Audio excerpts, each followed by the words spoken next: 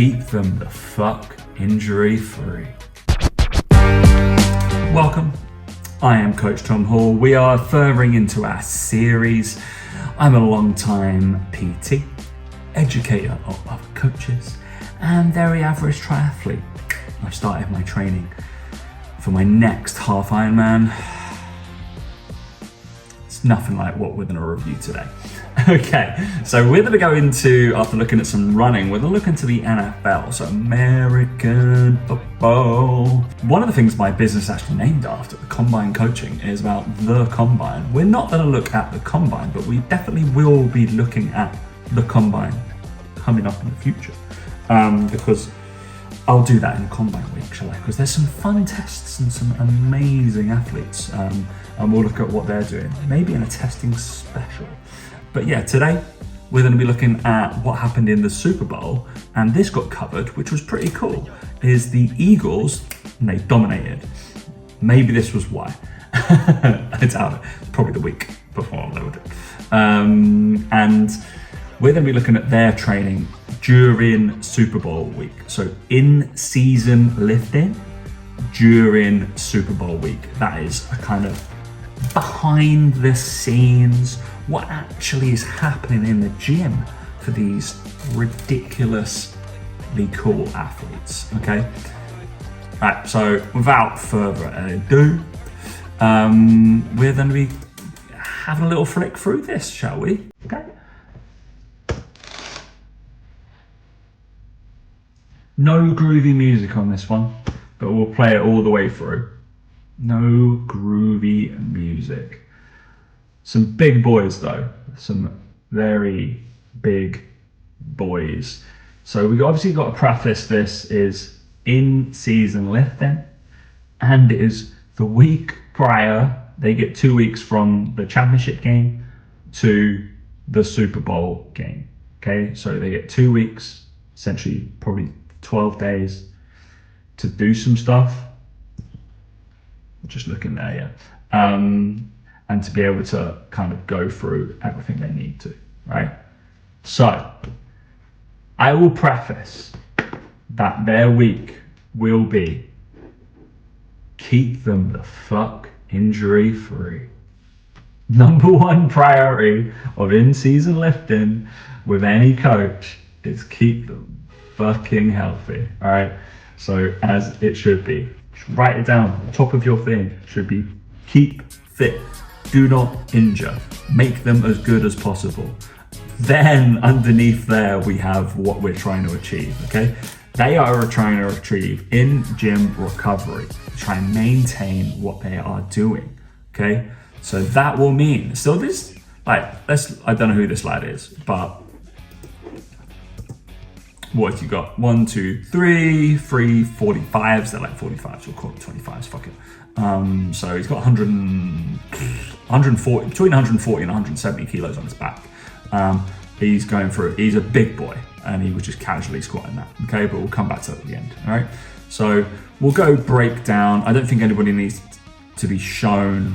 This is just a back squat. I think we know that. Let's go through. Decent depth, decent velocity, but I think we'll look at the other one, okay?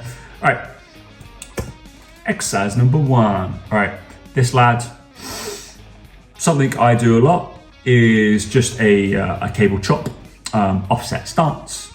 Quite cool. It is the glue. I call these the glue of holding you together, all right?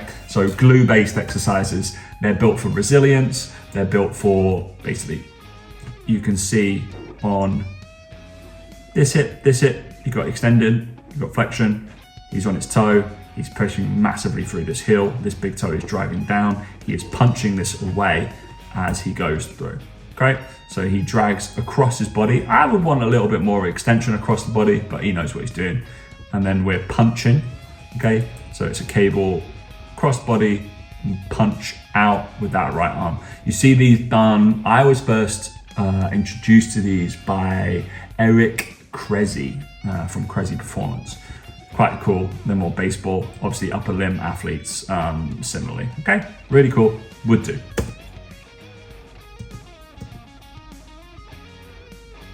Cool, really simple. Fucking, the only downside I can see with this is on the fucking rack. Mate, get out the way of the rack, man. Dumbbell row, real simple. Nothing needs to be said here. Offset stance. Maybe if you're, right, this is gonna be the big thing. If you're looking for the difference of what he could be doing for muscular like hypertrophy, yes, he could be reaching, getting that full stretch, making sure everything's all glued in. But preface, he needs to be injury free. He does not want to be sore, okay? He can lift way more loads. He can stretch for way more range of motion, but doesn't need to. The whole preface of this is to not be sore, so they are game ready. They will not be sore throughout the whole week. They are hitting 6 out of 10s, and that's all they need to do to keep them fresh.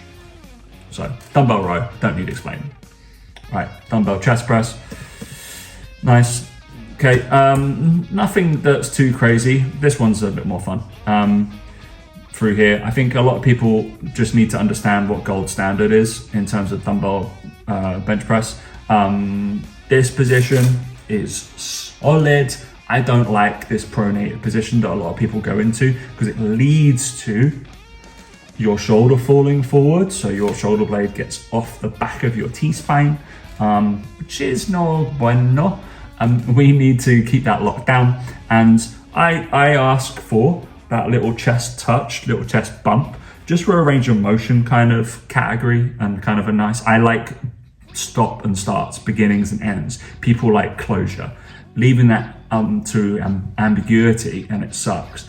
Bodybuilders that are looking at this, I want you to try and touch your bicep when you go through that chest press. You're gonna try and touch your bicep, okay? Normal people, this is good. Try to touch that chest, and that's all we need. This guy's loving it, which is cool. All right, this I've got no issue with. Some of you will be like, Tom is only squatting to half depth. I don't care. So you can actually see, come closer. Here, he's got a little band on this barbell, okay? So you may not know, I don't know what's on the bar, doesn't matter. But we'll rewind this. This little band is not a band for pushing the weight heavier, okay? This is a VBT band, velocity-based training band, okay? So this little contraption is measuring the speed of which this guy is lifting that back squat and that barbell. So he's going boom and then power, okay? You can see he gets off the floor with his heels, which you don't do during a back squat normally, right? So you can see that band is tracking the velocity of his lift, right? So it's tracking it down and on the way up. He will be being asked to hit a certain velocity at this load to maintain the intensity that he needs for this week. He's not going all out. He's been asked to do a half squat, and he will be doing an intense lift to make sure he's fresh, but has enough stimulus to make sure he's fresh and training hard, okay? So that's what's cool about that. So I use an app called Metric VBT.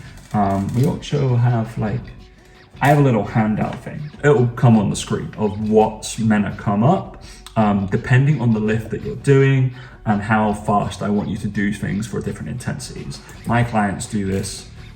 It's quite cool. We don't have to use a fancy, I don't know what that'd be, push band or not push band. I can't remember what the device is called, but I use them every now and again when they're in the gym, but I tend not to because I just use my phone. Dumbbell bench press, don't need to do anything in this, okay? So I think we come back to those again, but we'll have a little review. So simple, he's like, what? They're not doing a full clean and catch, right? So mid-thigh pull, kind of, yeah, half to high mid-thigh pull, shrug, and that's it. Boom. There's just going for force generation, and that is it. They're trying to move that cleanly, with force, with intensity, but safely so you don't get sore. Name of the game. All right, I like the contrast in squat here. You can kind of see, we'll put both of these together. All right, so this lad, I like these. So this is a landmine goblet squat. So you can see the position that he's in here, right? So he's actually forcing himself into more dorsiflexion of his ankle. So that knee over toe position has to be obtained through a goblet landmine squat, because the body weight shifts forwards of where that landmine has to go, because he'll be moving forwards. So he's got that kind of vertical but forwards force happening. So he has to push through that knee a little bit more, and then he ends up being nice and tall there. Okay, I like the landmine squat. That's a good exercise for me. Would do. Normal back squat, again, can probably hit bigger depth. But I think we're precursing this, that all of them need to be doing at a certain velocity, and that shows, otherwise they wouldn't have this on their barbell attachment at all. I don't think, we're not pushing big loads, okay? I pause, boom, boom. You can see by that finish as well, you know he's been, with that terminal extension and that effort into extension of the hip, I think we know that he's pushing harder towards there. Again, partial ranges, I wasn't a big fan of that, that's fine. This one, I thought was interesting, okay? This is a landmine kind of push press, push jerk position. I think these could be done better. Would do, write them into a lot of programs, but honestly, it's a bit meh, this one. I think he can be way more snappy with a little bit more force, or I don't know whether they want him to contract and relax into that position, in, out really quickly. Anyway, I tend to, even if I was getting there, I would have a little bit more of a snap to get there. These look a little bit too friendly for me. I think he can move that with a little bit more force, personally. Yeah, those are better than those other guys. Perfect.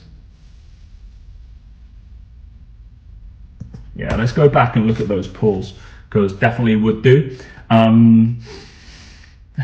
You notice that he's going to be going into something that all S&C coaches will bang on about, is triple extension. He's just trying to jump with that barbell and do like a big old shrug, okay? Looks funny going backwards, I know. But this guy, I think, is a little bit better. He uses more of a hinge pattern than the other guy uses more of a squat-based pattern, right? So you can see that, cool? So all this is trying to do, so you can see immediately, if by luck, we've paused at the correct position, so the triple extension is happening. You can see his ankle is going up, his body is going up, his knee is straight, he is going up, he is jumping. I'm going to stop doing this, but we are going that into a more like a jump shrug position, just like you would on your clean, right? So boom, and then he does a little catch position.